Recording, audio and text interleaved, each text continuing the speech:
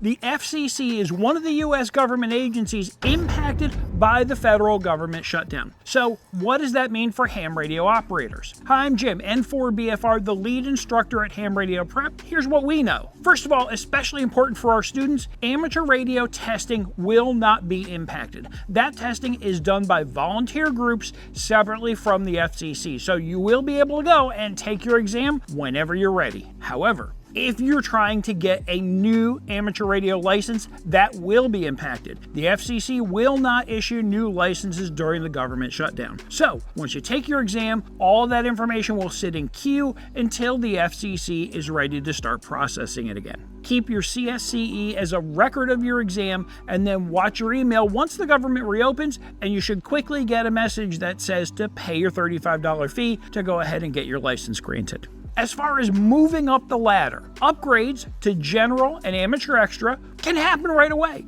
As soon as you pass that exam, you can start operating with your new privileges. Just hang on to that CSCE and make sure you're operating as /AG for General or /AE for Extra if you've recently upgraded, and that doesn't appear in the FCC database yet. Enforcement activities will still continue. The FCC considers this part of protecting life and property. So, don't get the big idea that you can fire up a 30 kilowatt amp and start blasting it out over the ham radio airwaves. That's a really bad idea. If your license is coming up for expiration, you should probably stop operating on the expiration date. Now, your privileges and your license are good for 2 years after the expiration date. So as soon as the FCC reopens, go in, pay your $35 fee, and you're right back into business. So that's what we know about how the government shutdown will impact the FCC and ham radio operators. Keep an eye on us and we'll update you if something changes. If not, 73 for now from your friends at Ham Radio Prep.